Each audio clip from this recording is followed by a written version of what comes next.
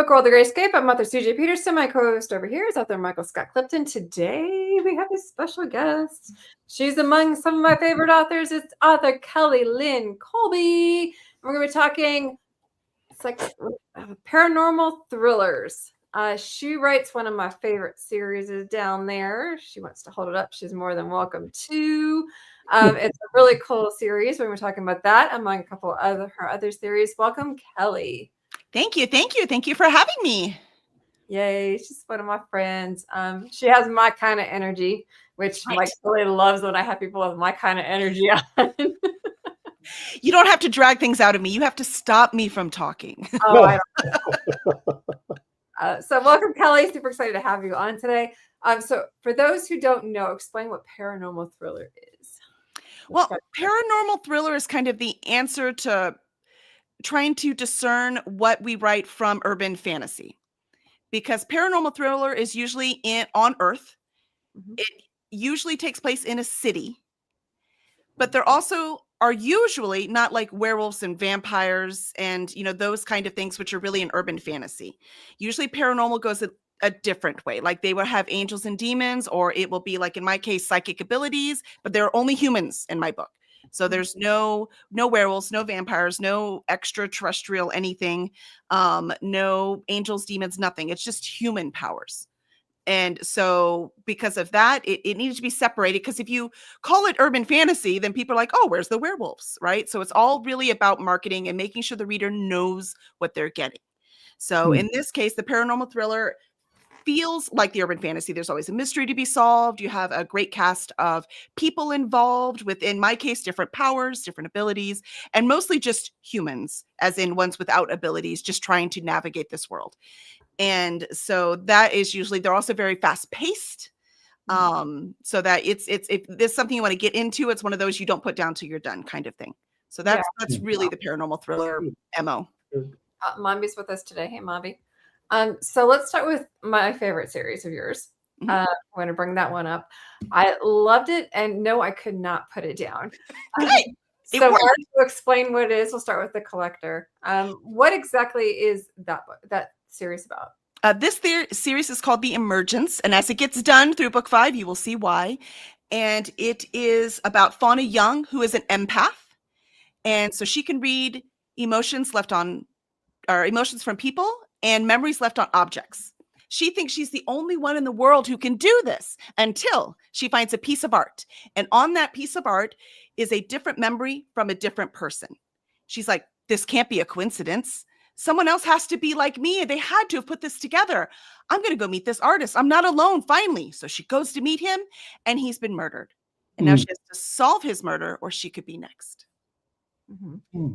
But she kind of runs into a little bit of a glitch, doesn't she? She does. She definitely does. And so through this series, right now, there are 3 books out: The Collector, The Healer, and The Twins.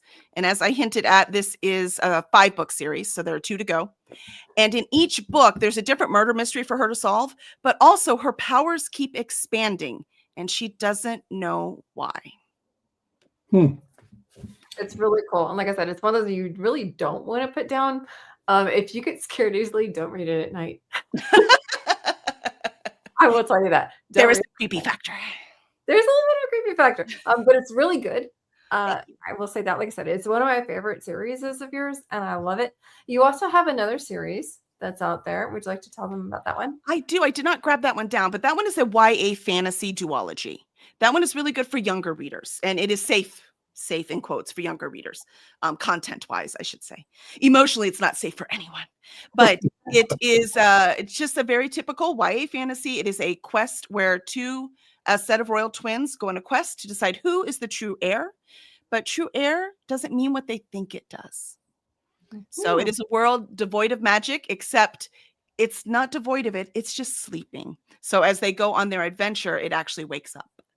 And then each of the twins, they have to decide, Talia and Tannen, they have to decide what kind of ruler they want to be. And that's how they decide really who should be ruling. It's very interesting. It's very fun. I had a great old time with it. Well, there's 2 books in that series? There are 2 books in that series. Yep. And that one is complete. Wow. But it's great for younger readers. Highly recommend. Very cool. Now you're also in an anthology series. Yes, I'm in quite a few anthologies, but with our company, we are with the my gosh, I don't remember what the anthology series is called. Oh, Legion of Dorks Presents. I forgot. Because um it's for charity, so I couldn't remember what it is. So Legion of Dorks is a group that I am involved with, and every December they do a charity for Toys for Tots.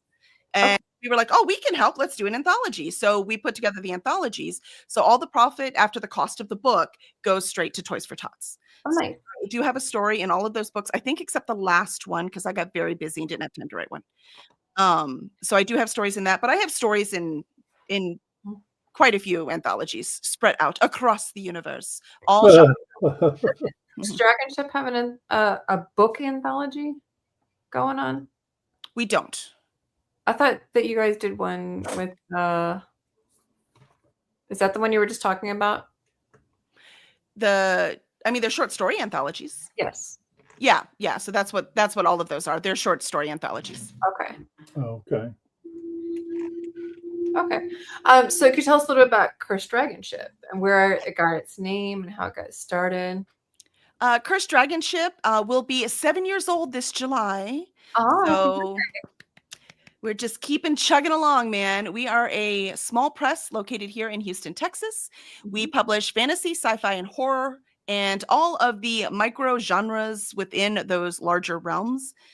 It is my favorite thing to read, hence it is what I decided to publish, because not only do I like writing it, but I also understand the reader because I am the reader. So that is what we chose to publish for that. We also have SG George as our acquisitions editor, and my husband, Kevin Colby, runs all of our tech stuff. But we have a great time with Cursed Dragon Ship Publishing, and that's where the name came from. It took us a long time. And when we first came up with the name, because Cursed for horror, Dragon for fantasy, and Ship for spaceship for sci-fi. When we first came up with the name, we're like, that's a horrible name. So we kept thinking about more names. Then we went back to Cursed Dragon Ship. And then we kept thinking about more names, and then went back to Cursed Dragon Ship. I'm like, well, I guess it's just Cursed Dragon Ship. And that's what we stuck with. very cool. So how many authors do you guys have? We have 14 signed authors right now. Nice. And we have 38 books published. Awesome. Very cool. Awesome. So what's 7 next years. besides 7 years. 7 years. Yep. So what's next for you besides the next in that series for do you have any other series coming out? I mean, I do with the company, but not with me. So with me, I just have the last two in this book need to come out. The fourth book will come out at the end of the year, and then book 5 will come out next year. I wish I could write faster, but I cannot. Just like many of the authors out there, I write in my spare time because my full-time job is the publishing company, right? So that's what I do full-time, and then I write when I can. Okay. So I can't write as fast as I would like to. I hear that. Uh, Do you have any other ideas kind of marinating in there for your next? Always. I have a second world fantasy that I've already done some world building for. Procrastination. I can say, look, I'm working, even though I'm not writing what I'm supposed to, but I am working because I'm making this new series. But my next one I will go back to my first love, which is second world, high fantasy. That is my love. So that's what I will go back to. Very cool. I'm sure you've been asked this. Mombi says, love that you contribute to Toys for Tots. Great charity.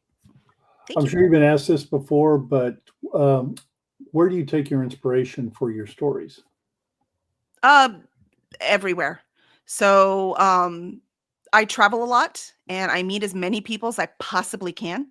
And considering that I'm actually an introvert, I know it's hard to tell because I'm pretty obnoxious. But I'm not shy, but I'm an introvert. So I actually force myself to go out and meet people and shake hands and talk to them and get their stories and do all of those things that we do. Go to conventions just like you guys do, right? I love conventions and go to all of these things to meet people and sit down. We're at the bar with people. We went on a cruise, Wave Riders cruise, highly recommend, by the way.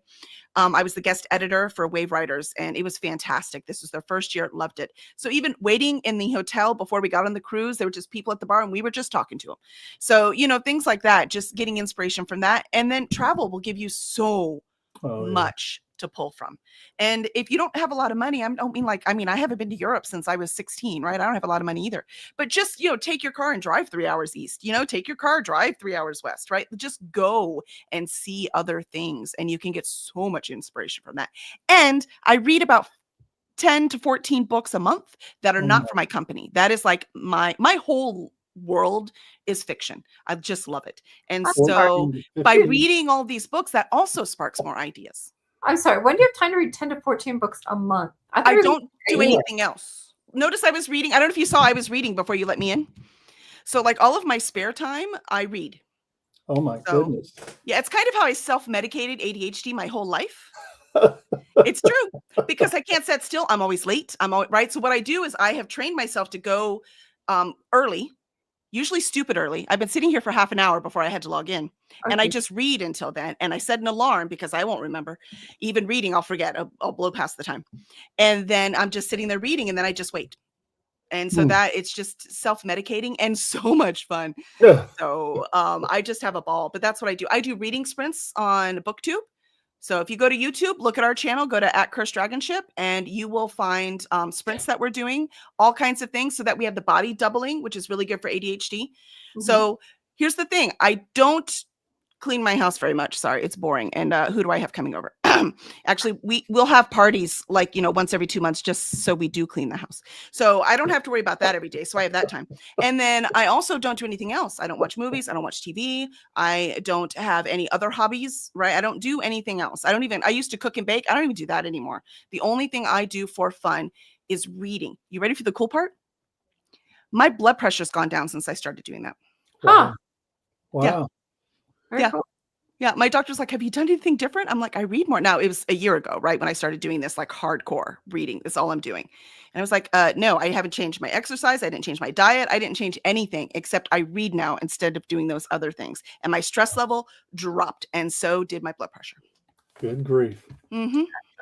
Well, I think it's, I think it's pretty much common, that for most authors, they were avid readers before they became writers. Right. And I think that's pretty much true of pretty much any successful author, but really any author at all. And if they weren't readers before, I've got a question for you, Kelly, that is a burning one that it will be continued long after this podcast, and we've asked other guest authors as well. Generative AI versus assistive AI. Do you,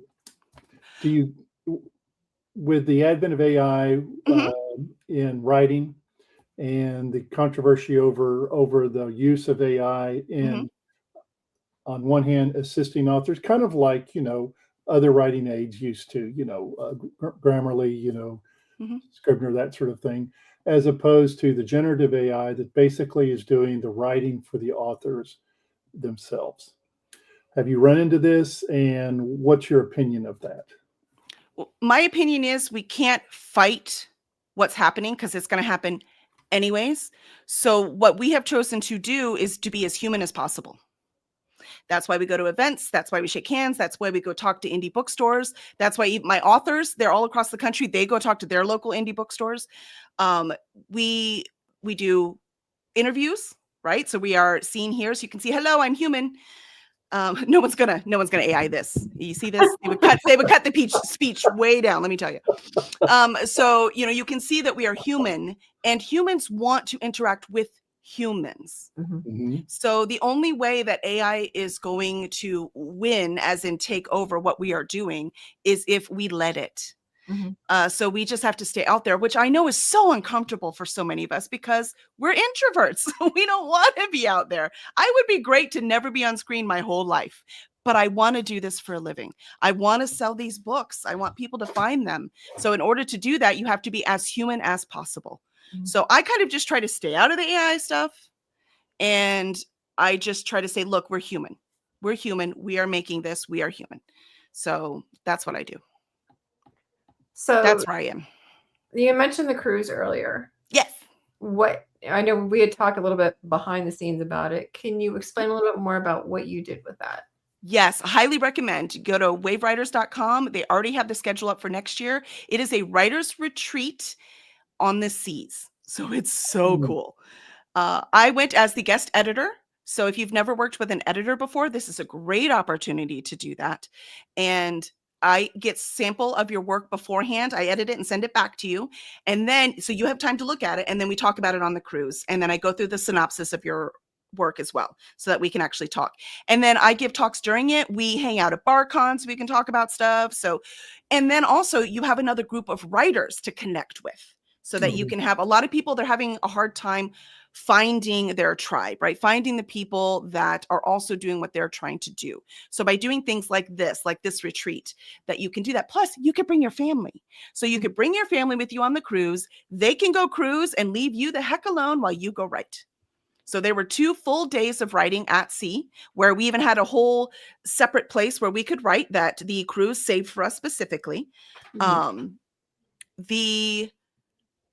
And then there were 2 days where you were able to go to shore, right? So there were excursions and fun stuff you could do. Or if you didn't want to, you could just stay on board and write.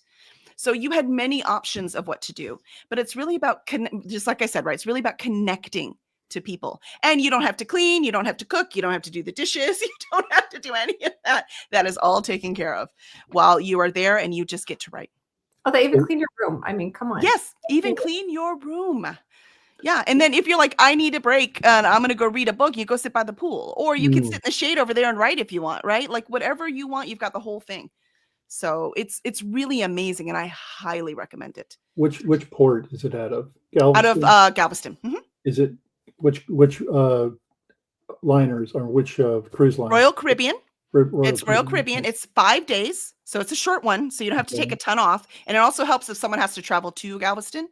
Right, we're in Houston, so it's not bad for us. But if you have to travel to Galveston, that way you don't have to take off so much work, right? So it's a 5-day cruise with 2 full days of writing and 2 full days of excursions. Very cool. There are 2 people I want to say hi to. Brian popped in here, and so did Sarah. I want to say hi to them as well. So what's next for you and Dragon Ship, A Cursed Dragon Ship? Is there another anthology coming out soon, or? There is not. We do have part 2s for a couple of our series. 2 of our series. We have 3. 3 of our series book 2s are coming out, and 1 series. So that is Murder on the Interstellar Express. Book 2 is ready. Blind Angels is also sci-fi. So we got 2 really good sci-fis. The book 2 for that one is coming out. We'll have that cover reveal scheduled. The second book in a romantasy, A Malice of Moons and Mages, is coming out. And the 4th and final book of our first romantasy that we have published, Touch of Fate, the 4th book in that and final one is also coming out this year. So we've got a lot of adventures coming out. And we're also going to start doing quick releases. So we're finishing up the series we have, but we do have other series behind the scenes in the works that we are going to quick release. So we'll have a trilogy, and one of them has 4 books, and we will release them 1 every 2 months to get them out to y'all. Okay, cool. So where do you get your ideas when it comes to writing? Like, for example, the series that I love. Where did you get those ideas? Because that's unique. Well, this one, the collector I got because I found a piece of art. It was mixed media art, and every little piece of it had it looked like an automaton. And every little piece, like the throat part was an old music box. And one of the arms was like a child's baseball bat. And like every little piece of it was just found from like trash and put together. And I was like, that is the coolest thing I've ever seen. And I couldn't move. It just grabbed me. And because of that, I was like, I don't know. Like my husband was like, oh, it got her. Like, this is not like it's the only time it's ever happened. And so he's like, I'll be back. Right. And he walked around the store and I was like, the thing is, it was like $2,500 and I didn't have $2,500 to spend on a piece of art. So I never bought it. Right. But it was expensive. So it stayed in that store for a long time. And I would go there at least once a month to go see it. I named him Jonathan. I loved him very much, which is why he's called Jonathan in this.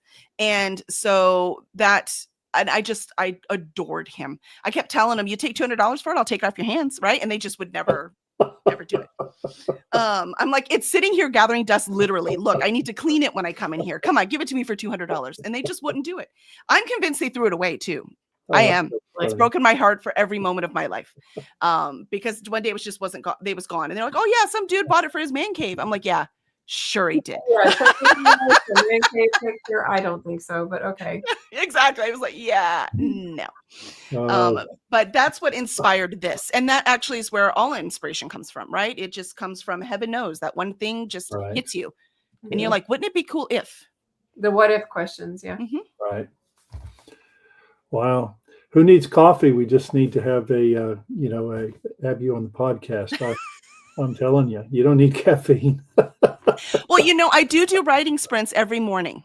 Okay. So if you need a wake-up call from 8 to 11 Central on Cursed Dragon Ship on the YouTube channel, we do writing sprints. So we come in, we usually talk for about 20 to 30 minutes, saying good morning to everyone, because we have all our regulars that come on.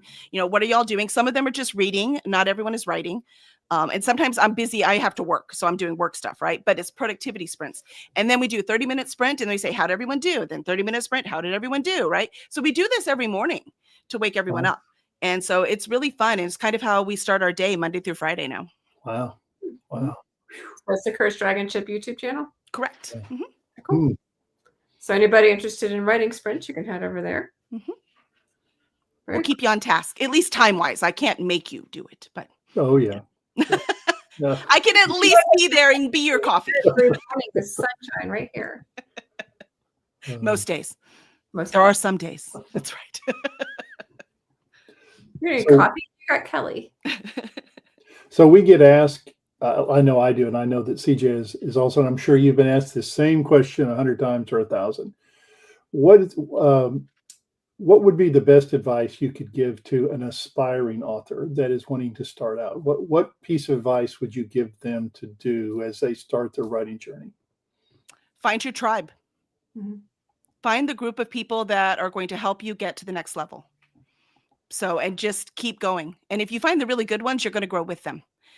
Don't be afraid to leave some behind if it's just not working, and go find more, and just keep going. Just keep finding your tribe, keep finding your tribe, keep finding your tribe. Find those people that are going to help you get to that next level. Wow. I haven't heard that one yet. That's good. That is good. Thank you. And by tribe, you're talking about people who are maybe like-minded or have the same passion for writing as you. Correct. So that you are sort of flow in the same direction, and you support them and they support you. Exactly. It does no good if you're with someone who's never finishing their book. It's no good if you're, with someone who has just learned how to write and is nowhere near finishing a book, but you're working on book 6, right? Oh, yeah. So you need to have the people that are kind of where you are. I call it healthy peer pressure. So you need healthy peer pressure. But not yes people. You need people who no. with you in your work. Oh, look, I've never been lucky enough to be surrounded by yes people. Just for the record, I'm not sure where they come from. I think you have to have money first, so that's never going to happen to me. So we're good. Yeah, I thought about that. Yeah, you're right. That has always stuck with me is that you are the sum of your friends. True. So you need to keep that in mind as well. So as much as you are the sum of your friends, you are the sum of your writing friends as well. Mm-hmm. Keep that thought in mind. Yep. When Fair. you're picking your writing friends as well. Mm-hmm. I've always been blessed to have very good writing friends, such as, you, DC, Gomez, love DC. Carmen D'Souza. I've had Jackie Smith. We've had those type of friends, Mike. I've been very blessed to have good writing friends around me. And if you could find good writing friends, then you can't help but come out with good work. And don't be afraid if it doesn't work the first time. I went through 3 critique groups until I actually found the group that worked for me. Right. So that's another thing. You're like, well, I tried what you said, Kelly. It totally didn't work. I'm like, well, don't do it once. Did you meet one person and they were your partner for life? I mean, if you did, good for you. But I mean, that's not common, right? Did you, right? You know what I mean? It doesn't happen the first time unless you're lucky. Otherwise, just keep trying. They're out there. I promise you they're out there, especially with the internet. You can find them. I think you sometimes, but I used to think it was that hard, but I don't think it is anymore now that I've had years doing this. Yep. If you're friends, you still have to be honest with a critique partner, but not cruel. Right. And exactly. I think sometimes, I think shouldn't be a learning curve there, but I think sometimes, when you're trying to be honest with someone, you can couch it in a way that doesn't just rip their heart out. And I would think that would be intuitive, but it isn't always intuitive. Plus, as an author, you also need to grow a thicker skin. Mm-hmm. So it goes both ways, right? You have to separate yourself from your work. Point, yeah. Even though you are in your work, you are not your work. You are separate. This constructive and then there's destructive as far as that. And so you can give constructive with what I call a compliment sandwich, where there's a compliment, complaint, compliment. Right. And so you can deliver it. It's in the delivery and how you deliver it. And then there's destructive, where you just come in like a wrecking ball. Oh, yeah. And so you got to be careful on how you deliver that. That's why when I edit people's work, I also make sure to mark things I like.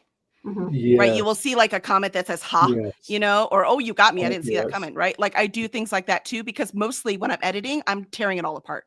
And I'm like, I'm tearing this apart. I'm not tearing you apart. But especially with the new authors, it takes them a while to really understand that it is not personal, because I mean, we put our heart and soul in it. It feels personal. So that's a good point you made, though, about being able to take the critique yourself as well as giving it out. Yep. And I know with younger, because I've been in 2 or 3 critique groups over the last 10 or 15 years, and younger ones that are starting out, they can get their feelings hurt very easily. And the point you made also, which is, I think, also excellent, you have to find areas where you can praise them and say, this is good stuff, as well as, hey, you need to change this as well. And that was one of the things I had to learn myself the hard way, you know, starting out, both as someone who was taking critique and who was giving it. And but that is an excellent point as well. Yeah, I love my editor. When she does her editing, it's like she's looking over my shoulder like, didn't we talk about this last time? Or that was really good. I like how you did that. Or no, didn't I slap your hand on that one? Well, when you get a really good relationship with your editor and you've worked with them for a few years, things change. Like Kevin Petway, he's the first author that I published with the company. And one of the things on one of his books there was a scene, and I just wrote, you could do better. And he talks about that one a lot. It's like when you have an editor, and like I have 19 books out. So when you have an editor and you've developed that relationship with them, it's like you don't want another different editor, because you have gelled really well with that editor, and you can do stuff like that. Those first few books, it's kind of like you have to be very kind of like, do I gel with this editor or not? And once you do, then it's like no other editor can even remotely touch it. Probably, but it's also healthy to have different voices. It's also healthy to have some different editors. Yeah. Yes. Well, I have a content and a copy editor. Yeah. And so she's my content editor. My copy editor is different, but she's my content editor. That's good. You should always have 2. Yeah. So my content editor is the one that does that. And so, but my copy editor is always different. I know we're running out of time, but I've got one last quick question for you, Kelly. So as you have done this publishing now for 7 years, do you find with more experienced authors, going back to the, you know, give and take on, you know, hey, or suggestions to do this or do that, that the more experienced authors are, the more resistant they are to suggestions? Or do you feel that's just not germane at all? Not for me, at least not for authors I work with. Okay. But we work as a family at Cursed Dragon Ship, right? We're small. And so usually when we have a new author that wants to, you know, get published through us, then we usually give an R&R, which is a revise and resubmit. So we will revise the manuscript, and then we'll send it to them and see how they respond. So it's kind of like a job interview. So I actually find the more authors are with us, the longer they are with us, the better they react to, because they know what to expect. They know what's going to happen. I have one author that crosses genres too. So very complicated books, very complicated mysteries, and really huge surprises at the end. But he just discovery writes the whole thing. He doesn't have an outline. So 9 times out of 10, I've done 8 of his books now. 9 times out of 10, I have to tell him to rewrite that first book. It happens every time. But at this point, he's like, I know I'm going to have to rewrite it. Just send me the things. I'm like, you know, if you'd write an outline, he's like, nope. I'm like, okay, well, then this is what we're doing. Well, Kelly, you're a real treat. Love having you on every time. So those who want to learn more about Kelly and Cursed Dragon Ship, you can head over to curseddragonship.com. That's curseddragonship.com. So make sure to check it out. You can also find her books, I'm assuming, on there as well. Yes. You can also see, I'm assuming, where they're appearing on there. Yes. Okay, so check it out. Next week, we're going to have Laura Evans, who is the director of Texas Book Lovers Convention, and we'll learn more about that next week at 4:00 p.m. In the meantime, see you guys next week.